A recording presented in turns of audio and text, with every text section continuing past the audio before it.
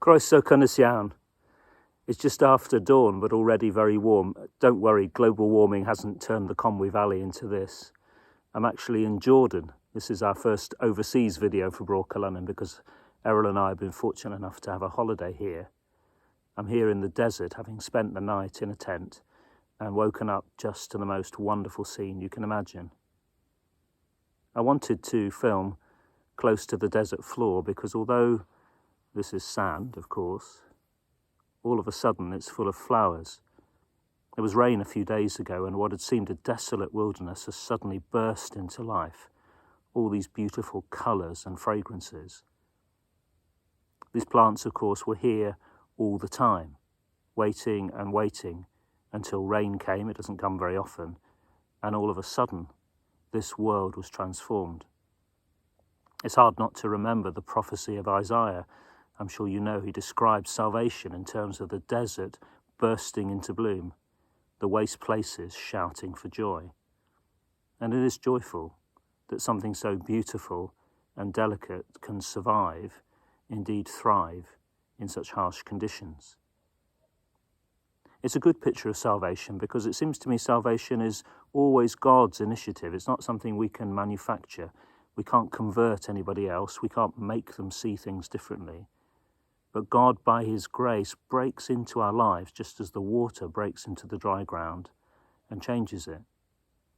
And also salvation is always a cause for joy. It's not about an institution growing larger or someone's will being asserted over another. It's about the potential that was always there being released.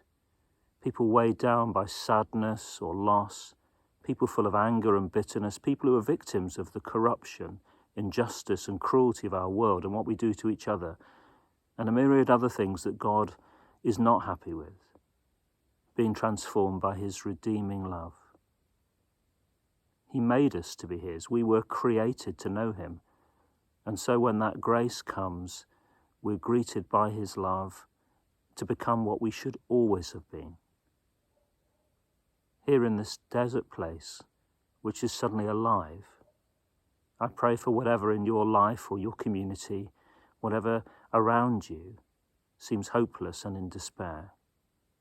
And I pray that you would have the joy that Isaiah foresaw of the Messiah, the coming Christ, coming into your life and changing it. We've had so many experiences on this holiday that I'm really grateful for, and one of them was standing on Mount Nebo as Moses did centuries ago and looking across to the Promised Land.